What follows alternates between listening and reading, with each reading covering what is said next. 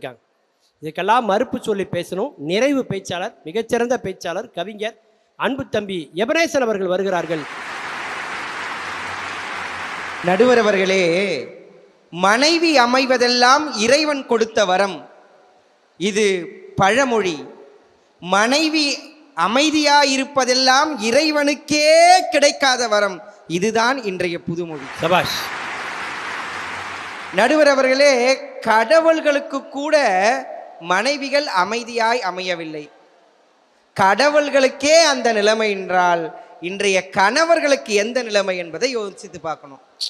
நீங்க கடவுளை பத்தியே நீங்க கவலைப்படுறீங்க. ஆமாங்க ஐயா. ஐயா, மனைவி தொல்லை தாங்க முடியாம சந்நியாசம் போயிருக்கிற எத்தனையோ கணவன்மார்களை நம்ம பார்த்துருக்கோம். ஆமா. கணவன் தொல்லை தாங்காம சந்நியாசம் போயிருக்கிற ஏதாவது ஒரு மனைவிய எதிரணியில காட்ட சொல்லுங்க பார்ப்போம். ஒரு பெண்ணினுடைய வாய் சொல்லும், இன்னொருடைய பெண்ணினுடைய காது அதை கேட்கும். ஒரு பெண்ணின் வாய், ஒரு பெண்ணின் காது. இந்த வாய் காது வாய்க்க வேண்டிய பலவற்றை வாய்க்காமையே செய்துவிடும். காரணம் பெண்ணின் வாய் காது. கடிப்பதில் கூட பாருங்க, பெண் கொசு தான் நடுவர் அவர்களை கடிக்கும், ஆண் கொசு கடிக்காது. பெண் புத்தி பின் புத்தின்னு சொன்னாங்க. ஏன் தெரியுங்களா? ஏன்னா அவ பின்னு மாதிரி குத்திக்கிட்டே இருப்பான் நடுவர் அவர்களே. அதனால தான் நம்முடைய முன்னோர்கள் பெண் புத்தி பின் புத்தின்னு சொன்னாங்க. ஆனால் எங்கள் ஆண்கள் அப்படி இல்லையா. ஆண் என்பவன் ஒரு பலாப்பழத்தை போன்றவன். பார்ப்பதற்கு கரடு முரடா இருப்பானே தவிர பிரிச்சு பார்த்தோம் அப்படின்னா அம்புட்ட சுவையா, அம்புட்ட சுவை. அதுதாயா எங்க ஆணினம். நடுவர் அவர்களே, 1000 பேருக்கு போய் சொல்லி கல்யாணத்தை பண்ணுன்னு சொன்னாங்க. அது காலப்போக்கில் 1000 பொய் சொல்லி ஒரு கல்யாணத்தை பண்ணுன்னு ஆயிடுச்சு. அதுக்கு தான் தண்டனை கல்யாணத்துக்கு அப்புறம் அனுபவிக்கிறான், தெரியுமா? ஆமாங்க ஐயா. ஆனா இன்னைக்கு கல்யாணம் முடிவு பண்ற நாள் அன்னைக்கே கண்டிஷனை போட ஆரம்பிச்சிடுறாங்க. என்கேஜ்மெண்ட் ஆனாலே போதும், உன் ஃபோன் என்கேஜாக இருக்கக்கூடாதுன்னு சொல்கிறாங்க ஐயா. இது எந்த விதத்தில் நியாயம்? அவங்க சொல்கிறதெல்லாம் பேசிட்டு போயிடலாம், நடைமுறை வாழ்க்கைக்கு அது சாத்தியமா என்பதை சிந்தித்து பார்க்கணும். உடுக்கை இழந்தவன் கைபோல் அங்கே இடுக்கண் களைவதாம் நட்பு. ஆமாங்க, அந்த நட்பையே, இடுக்கண் களைகின்ற நட்பையே கல்யாணத்துக்கு அப்புறம் இமிடியட்டாக கலைஞ்சிருன்னு சொல்கிறாங்களே, இதை எப்படி நாங்கள் ஏற்றுக்கொள்வோம்? நடுவர் அவர்களே, ஒரு கால் கட்டு போட்டால் அடங்கிடுவாங்கன்னு சொல்லிட்டு கால் கட்டு போடுறாங்க. ஆனால் கால் கட்டு போட்டால் நாங்கள் அடங்கி மட்டும் போவதில்லை, அடிமையாகியே போகிறோம் என்பதுதான் நிதர்சனம். ஆண்களுக்கென்று ஒரு சுதந்திர தின விழா இருக்குது. அந்த நாள் என்னைக்குன்னு உங்களுக்கு யாருக்காவது தெரியுமா? இருக்கு நடுவர் அவர்களே. ஆண்களுக்கு என்றைக்கு தெரியுமா சுதந்திர தின விழா? என்றைக்கு மனைவி அவங்க அம்மா வீட்டுக்கு போறாளோ அன்றைக்கு தான் எங்களுக்கு சுதந்திர தின விழா. ஏன்னா அன்னைக்கு ஒரு நாளாவது நாங்கள் நிம்மதியாக இருக்கோம். அது ஒரு புத்துணர்ச்சி தம்பி.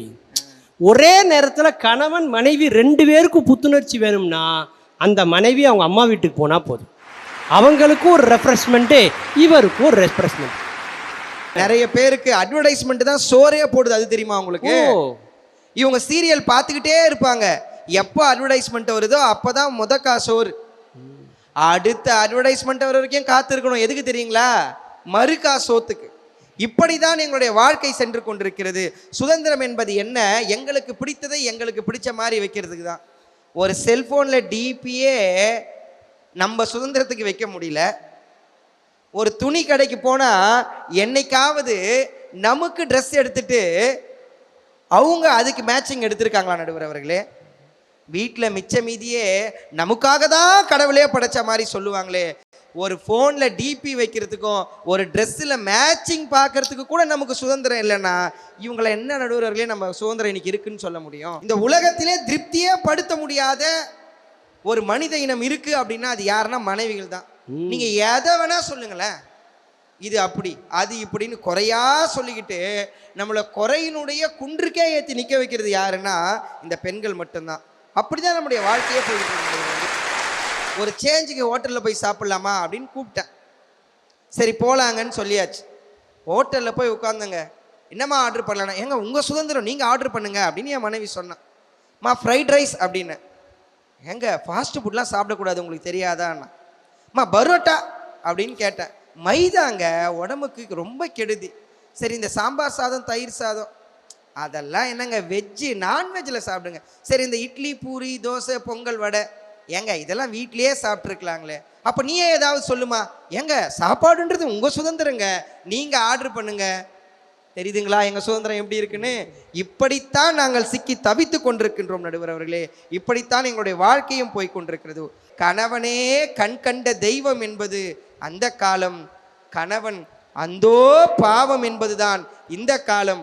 ஆகவே திருமணத்திற்கு பின்பு சுதந்திரம் நிச்சயம் ஆண்களுக்கே பறி போயிருக்கிறது என்று கூறி வாய்ப்பிற்கும் வாய்மொழி கேட்டமைக்கும் நன்றி பாராட்டி இடம்பெயர்கின்றேன். நன்றி, வணக்கம். எல்லாருமே அம்மனோட ஆட்டத்தை கோயிலில் தான் பார்த்துருப்பீங்க.